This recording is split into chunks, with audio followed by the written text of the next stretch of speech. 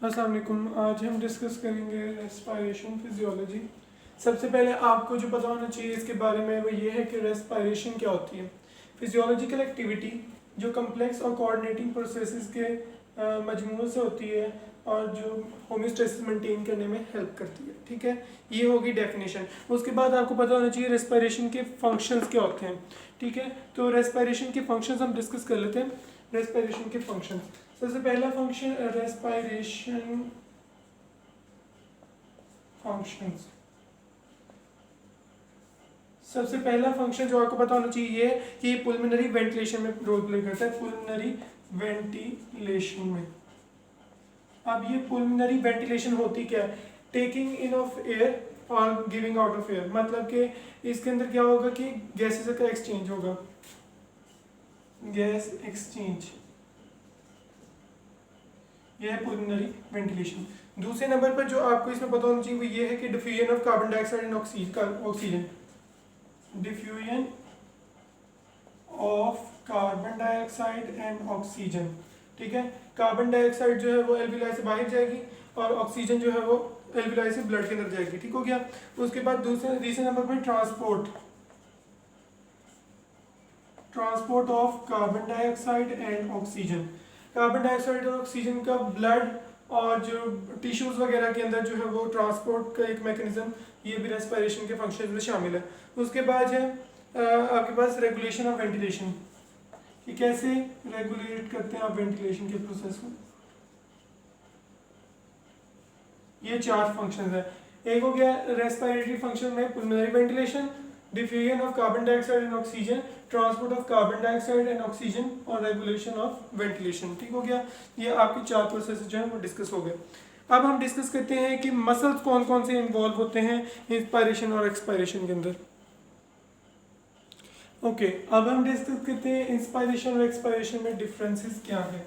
जब आप एक इंस्पायरेशन करते हैं मतलब एयर अंदर आता है आपकी बॉडी के, तो क्या होता है कि जो आपका रिब केज है, सबसे पहले जो है वो आपका रिब केज जो है वो क्या हो जाएगा, एलिविएट हो जाएगा। रिब केज एलिविएट हो जाएगा। तो एक्सपायरेशन में उसका उल्ट हो जाएगा, मतलब वो लो हो जाएगा। ठीक है, लोअर डाउन हो जाएगा। उसके बाद इंटरकोस्टल मसल्स, कि इंटरकोस्टल मसल्स पे क्या इफेक्ट आएगा कि इंटरकोस्टल मसल्स जो हैं वो क्या हो जाएंगे, कंट्रैक्ट हो जाएंगे। किसमें? एक्सपायरेशन में। इंस्पायरेशन में रिलैक्स हो जाएंगे, ये रिलैक्स हो गया और वो कंट्रैक्ट कर गए। ठीक हो गया। उसके बाद जो तीसरे नंबर पे आपने याद रखना है वो ये है कि वॉल्यूम पे क्या इफेक्ट पड़ेगा। ऑब्वियसली जब एयर अंटर होगा लंग्स के अंदर तो वो क्या करेगा कि वॉल्यूम को इंक्रीज करवा देगा, वॉल्यूम बढ़ जाएगा। एक्सपायरेशन में वॉल्यूम कम हो जाएगा। प्रेशर, वॉल्यूम जैसे बढ़ेगा तो प्रेशर कम हो जाएगा, तो प्रेशर जो है वो लंग्स में डिक्रीज कर जाएगा और जो एक्सपायरेशन है उसके अंदर इंक्रीज कर जाएगा। ठीक हो गया। अब डायफ्राम पे क्या इफेक्ट पड़ेगा कि जो आपकी इंस्पायरेशन है उसमें डायफ्राम जो है वो कंट्रैक्ट हो जाएगा, डायफ्राम कंट्रैक्ट कर जाएगा और जो इधर है वो लोअर हो जाएगा, रिलैक्स हो जाएगा। ठीक हो गया। तो ये है, आसानी से आपको यहाँ पता लग गया इंस्पायरेशन और एक्सपायरेशन में क्या क्या चीज़ें हैं जो हमें समझने की जरूरत है। अब हम देखते हैं इसके मसल्स कौन कौन से इन्वॉल्व होते हैं। ठीक है, तो मसल्स में आपको पता होना चाहिए कि जो आपकी इंस्पायरेशन है उसमें 5 मसल्स इन्वॉल्व होते हैं। ठीक है, 5 मसल्स, लेकिन उनमें से मेन तो एक ही मसल है। ठीक है, एक मसल जो है वो मेन रोल प्ले करेगा, बाकी जो है वो उसकी इफेक्ट को इन्हांस करेंगे। ठीक हो गया। तो सबसे पहला जो मसल इधर आता है वो है एक्सटर्नल इंटरकोस्टल मसल। ठीक है, उसके अलावा दूसरे नंबर पर है डायफ्राम। तीसरे नंबर पर आपने याद रखना है स्टेर्नोक्लीडोमास्टॉइड मसल।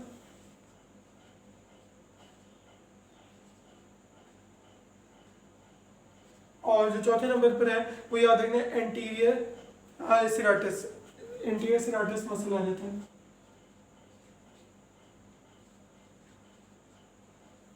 उसके बाद लास्ट नंबर पे है स्केलिंग मसल।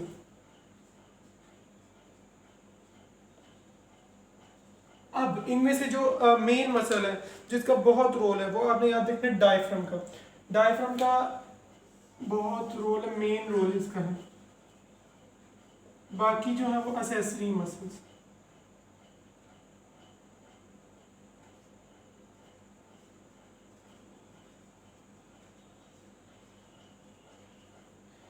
तो ये आपसे एमसीक्यू में पूछा जा सकता है कि मेन रोल किसका है। उसके बाद एक्सपायरेशन में याद रखना है आपने किसका रोल है। एक्सपायरेशन में आपके पास दो मसल्स आते हैं, एक होता है इंटरनल इंटरकोस्टल मसल और एक होता है abdominal muscles. Internal intercostal muscle और दूसरे नंबर पे एब्डोमिनल मसल होता है। अब आपको पता होना चाहिए कि रोल किसका है। आप यहाँ देखते हैं कि इंटरनल इंटरकोस्टल का रोल जो है वो यहाँ मेन है, ठीक है, मेन रोल है, और ये असेसरी है। ठीक हो गया। अब जो आपने एक और चीज़ याद रखनी है वो ये है कि इसमें किस में वर्टिकल डायामीटर बढ़ रहा है, किस में एपी डायामीटर बढ़ रहा है, ये हम सारा देख लेते हैं। ओके, आपको जो पता होना चाहिए वो ये है कि एपी डायामीटर वो किस में इंक्रीज हो रहा है। एपी डायामीटर आपका इंस्पायरेशन के अंदर इंक्रीज हो रहा है। एपी डायामीटर इंस्पायरेशन में बढ़ेगा, ठीक है। उसके अलावा आपका जो वर्टिकल डायामीटर है वो भी किस में बढ़ेगा, इसमें बढ़ेगा, इंस्पायरेशन में।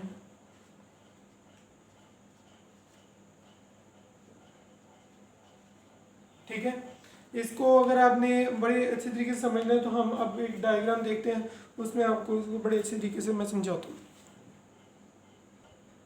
ओके, अब हम इसमें देखते हैं कि वर्टिकल डायमीटर और एपी डायमीटर का क्या है। इस पहले तो आपको ये पता होना चाहिए कि रिब केज जो है वो किस में बढ़ रहा था, एलिविएट किस में कर रहा था, हमने कहा इंस्पायरेशन में। ये इंस्पायरेशन की मैं आपको डायग्राम दिखा रहा हूँ। एक्सपायरेशन का इसका उल्ट हो जाएगा। इंस्पायरेशन में आपने याद रखना कि रिब केज जो है वो बढ़ गया, रिब केज जो है वो उसका साइज जो है वो बढ़ गया, एलिविएट कर गया। उसके अलावा जो आपका जो अंदर लंग्स है और इसके अलावा इसका जो ये वाला डायमीटर है, ये कौन सा डायमीटर कहलाता है, वर्टिकल डायमीटर।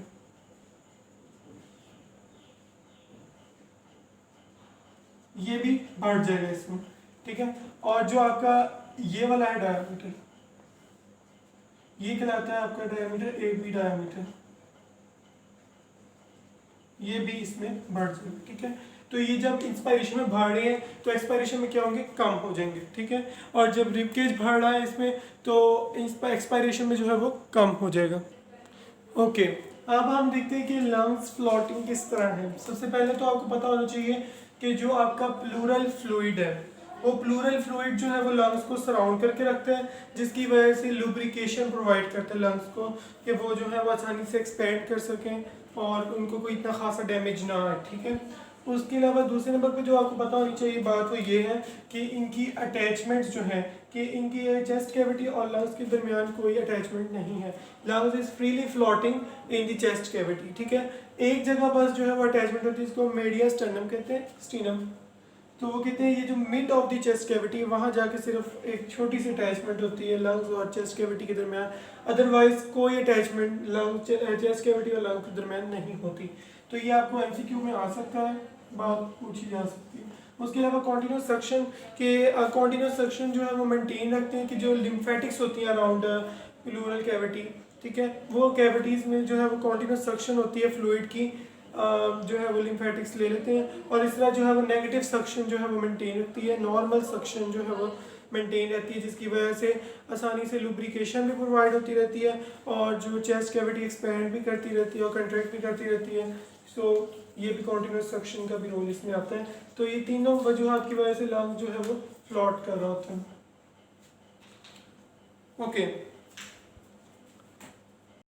ओके, अब हम डिस्कस करते हैं प्लूरल प्रेशर क्या होता है।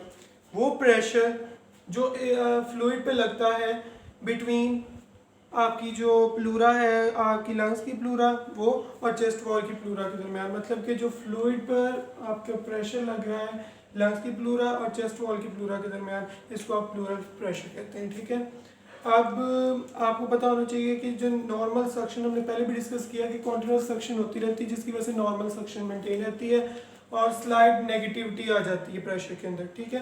तो ये चीज़ आपने याद रखनी है। Pressure of fluid between lung pleura plus chest cavity की। ठीक है, उसके अलावा आपने याद रखना नॉर्मल सक्शन की वजह से क्या आ रही है, स्लाइट नेगेटिविटी आ रही है प्रेशर। सपोज के आपके पास सपोज के नॉर्मल जो आपकी प्रेशर था नॉर्मल, जब आपने ना कोई एयर बाहर निकाला ना अंदर लिया, तो कितना था, -5 सेंटीमीटर ऑफ वाटर था। ठीक है, तो ये लिख लें नॉर्मल कितनी थी इसकी वैल्यू, -5 सेंटीमीटर ऑफ वाटर। तो जैसे ही आपने इंस्पायर किया, इंस्पायरेशन हुई, एयर अंदर आया, तो ये बढ़ गया, इसका जो है वो नेगेटिविटी इसकी बढ़ गई, कितनी हो गई इंस्पायरेशन के अंदर, -7.5 सेंटीमीटर ऑफ वाटर हो गई। ठीक है, इसके बढ़ने की वजह से ऑब्वियसली लंग का वॉल्यूम बढ़ेगा, तो वो कितना राइज किया, चेंज कितना है, change in lung volume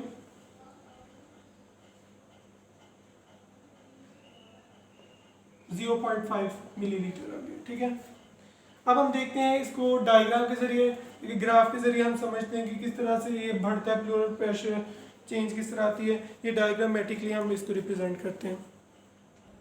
okay, अब हम देखते हैं कि प्रेशर और इंस्पायरेशन का क्या होता है चेंज, प्रेशर चेंज कैसे आती है, और वॉल्यूम चेंज और इंस्पायरेशन में हम देखते हैं क्या होता है। तो सबसे पहले जो आपको नोट करने वाली बात यह है कि -5 पे नॉर्मल था, सपोज ये नॉर्मल आ रहा है, उसके बाद जैसे ही इंस्पायरेशन हुई तो इसका प्रेशर जो है वो कम हो गया, स्लाइड नेगेटिविटी। तो ये कितना कम हुआ, ये ऐसे होगा कम, -75 -7.5 पर हो जाएगा, और ये ऐसे मेंटेन, ठीक हो गया।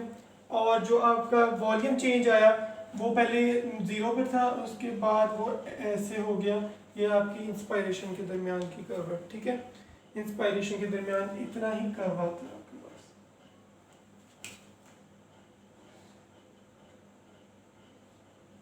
ठीक हो गया, तो आपको यहाँ से समझ आ गई कि इंस्पायरेशन के दरमियान जो प्रेशर है वो -7.5 पे चला गया। ठीक है, और जो आपका वॉल्यूम था वो 0.5 जो है लंग्स का इंक्रीज कर गया। तो ये डायग्राम आपको शो करिए प्रेशर और इंस्पायरेशन का, प्रेशर और इंस्पायरेशन के दरमियान रेशो, और जो इंस्पायरेशन और वॉल्यूम चेंज के दरमियान क्या रिलेशन है, ये सारा दिख। ओके, अब आपको ये कर्व जो करिए एक्सपायरेशन के अंदर, कि एक्सपायरेशन जो है वो -7.5 सेंटीमीटर पे, जब इंस्पायरेशन एंड हुई तो -7.5 सेंटीमीटर पे था। तो उसने एक्सपायरेशन के दरमियान जब वॉल्यूम गिरेगा लंग्स का, तो वो जो है वो डिक्रीज करेगी वॉल्यूम कर्व। ठीक है, और जो आपका प्रेशर जो एक्सपायरेशन कर्व है वो भी -5 की तरफ दोबारा शिफ्ट हो जाएगी, जो नॉर्मल की तरफ जा रही है, क्योंकि वॉल्यूम आपका वॉल्यूम कम हुआ तो प्रेशर भी जो है वो स्लाइड नेगेटिव होता जाएगा। ठीक हो गया, ओके। तो ये कर्व भी आपसे डिस्कस कर लिया।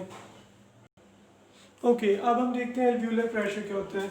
एल्व्यूलाई के अंदर जो प्रेशर एक्सर्ट हो रहा है, फ्लूइड कर रहा है एक्सर्ट, तो इसको आप क्या कहेंगे, एल्व्यूलर प्रेशर कहेंगे।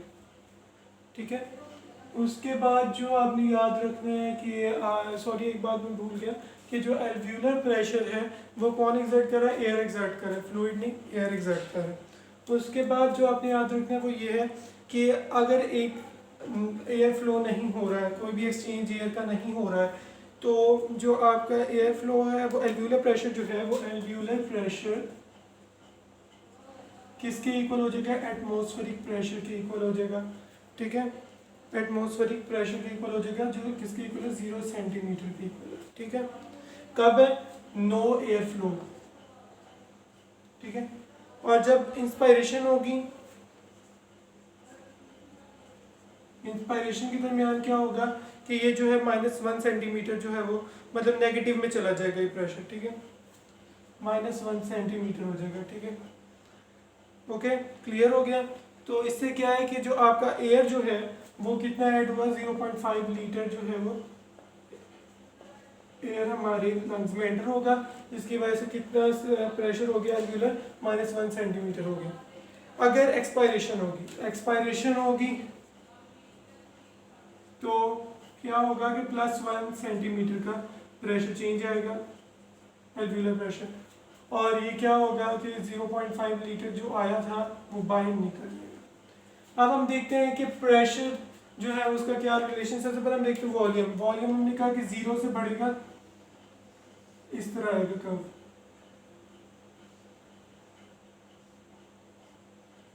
तो यहाँ 0.5, ये है 0, ठीक है। तो उसके बाद फॉल करेगा। तो इंस्पायरेशन में आपका जो एल्व्यूलाई की कर्व है वो आपने याद रखनी है कि पहले वो डिक्रीज करेगी, ठीक है, तो उसके बाद जो है वो बढ़ेगी,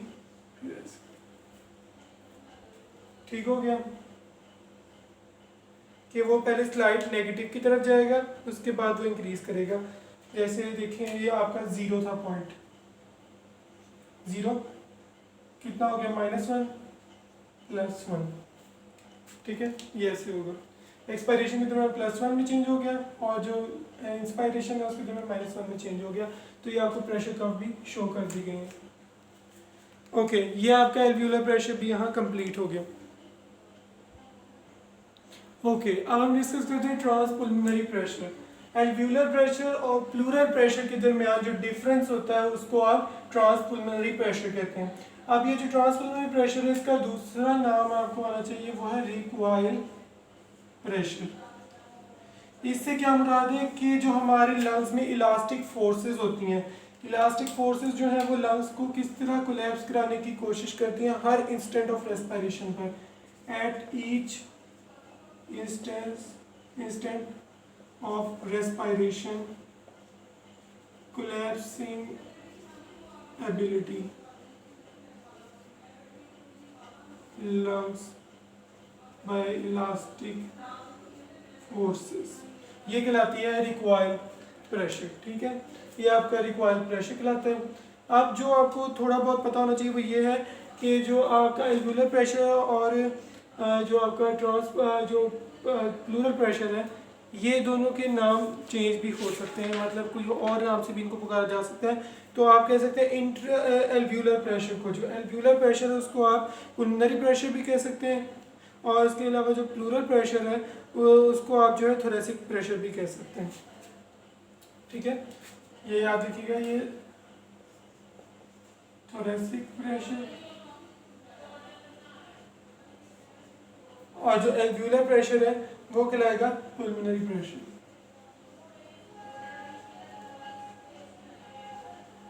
ठीक हो गया। सो दैट्स ऑल, आज हमने इतना ही पढ़ना था। तो होप सो आपको सारा कुछ समझ आ गया होगा। अगर आपकी कोई भी क्वेरी है तो आप मेरे से पूछ सकते हैं। Thank you.